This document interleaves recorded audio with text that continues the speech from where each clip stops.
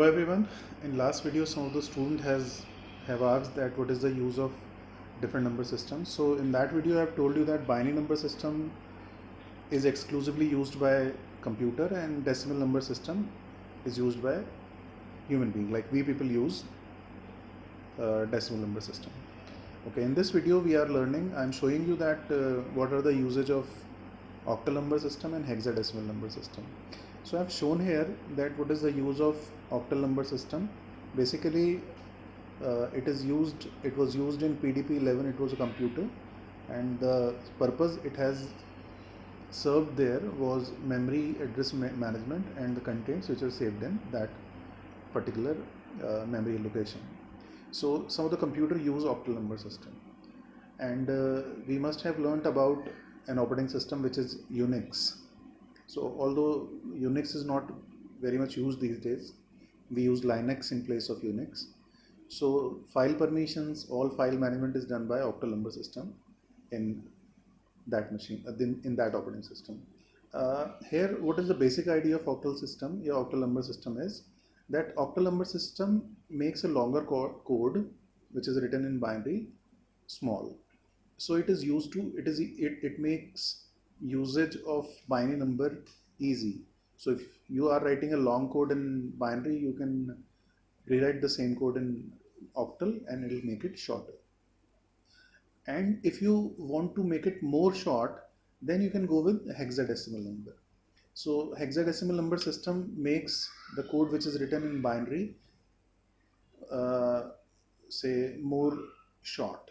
Okay, so we can use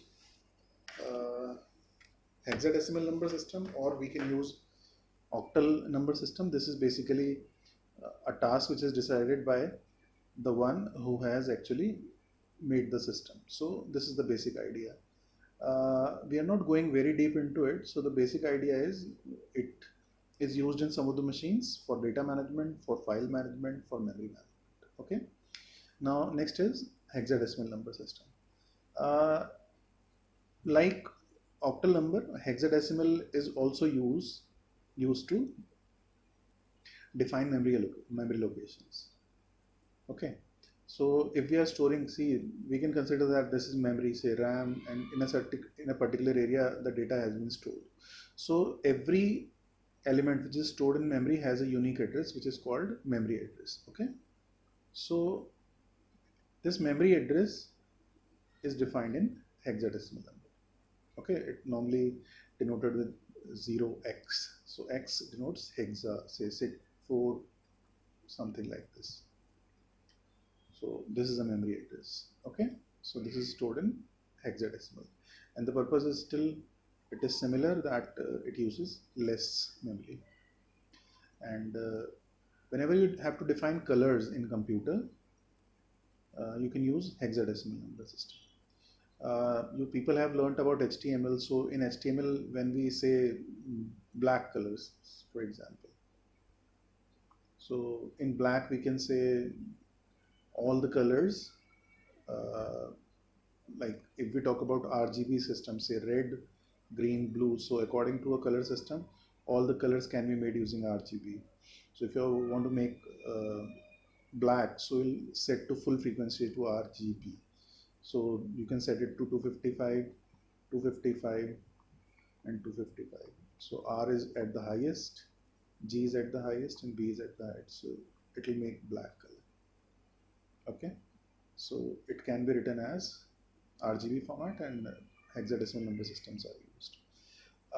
Every machine has a unique address. Every computer has a unique address, and which can be used to access a machine from anywhere in the world, like IMEI number in mobile phones.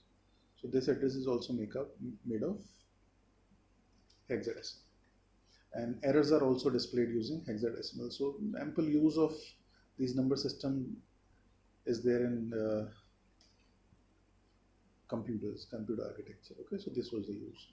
You're not supposed to go very much deep into the topic, but I've told you about the basic concept only. Okay, you just can note them down so that you can learn that what are the different areas wherein these number systems are used. Okay.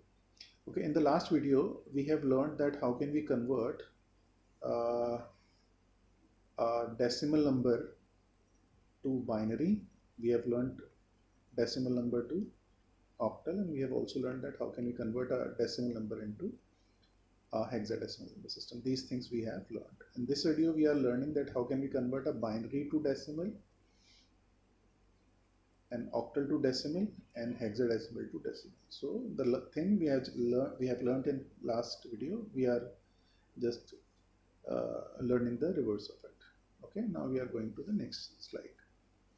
Okay, here we are learning that how can we convert a binary number to a decimal number. Okay, I'll explain this example later on. I'm taking a new example for you so that you people can understand it easily. Okay, I'm taking a very small number, 1011, that is of base 2, is to be converted into base 10, means a decimal number. Okay, think of a decimal number 456. This is a unit term because it denotes 10 to the power 0. Why 10 base? Because it's a decimal number. And why 0? Because number is always formed from right to left.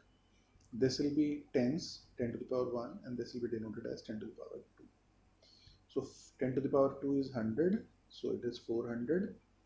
This is 10, 50, 10 into 5, 50, and this is 1 to 1 into 6, 6. So 456. So this is the value.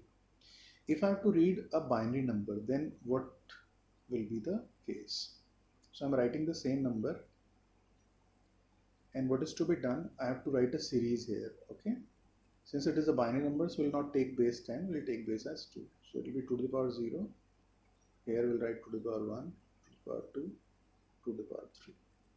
If I explore it, so it will be 1, it will be 2, it will be 4, it will be 8, right? Now what you have to do, you have to multiply this with this series, okay? And finally, whatever is the result of multiplication, that will be added.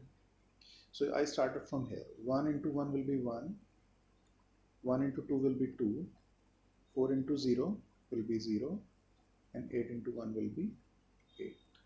Add them. So it will be 11. So the answer is the value 1011 of binary will be 11 of decimal. Okay, now take this example. Here 10101 of base 2 has been given, and which is to be converted into decimal. Same thing they have done here. 1, the rightmost one will be multiplied with 1. This will be multiplied with 2, with 4, 8, 16. So 16 into 1 will be 16, 8 into 0 will be 0, 4 into 1 will be 4, 0 into 2 will be 0, and 1 into 1 will be 1. Add them up, this will be 21. Is that okay? Now this is something for your homework. Of base 2 to be converted into base 10. 1 0 0 0 0 0 1 1 of base 2 to be converted into base 10. Is that okay? Next, go to next conversion. Now we are converting an octal number to decimal number. Same concept will be applied. 137 is an octal number, and we are converting this into base 10 decimal. 137. 8 to the power 0. So I am directly writing 1. 8 to the power 1, that is 8, and 8 to the power 2, that is 64. Multiply. 7 into 1 will be 7. 8 into 3 will be 24. And 64 into 1 will be 64. So it will be 5 and 9, I think, 95. Okay, so this is the decimal equivalent. Try this.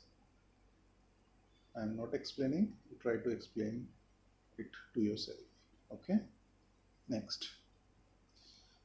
Now here I am converting a hexadecimal number to decimal. Okay. Okay. Now let's take a simple example. 2a of hexa to be converted into decimal. So here 2 and a, here I'll write 1, and here 16 to the power 0. Here this is 16 to the power 0, this will be 16 to the power 1. So it will be 16 only. 16 into 2 will be 32 plus 10 into 1, that will be 10. So answer is 42. The same example has been explained here. Okay, where D and E has been written. So D means 13 and E means 14. So this is the equivalent answer. Okay. Now homework, you convert A, B, 1, 3 of base 16 to base 10 and 179F of base 16 to base 10. Okay, I'm going back to the previous slide to assign you some work to convert numbers from octal to decimal. So this is the example. Let's try this. 1732 of octal to be converted into base 10 and 5721. This is 7 of base 8 to base 10. Okay, so this is the homework, and that's all for this video. We'll see rest in the next video. Thank you.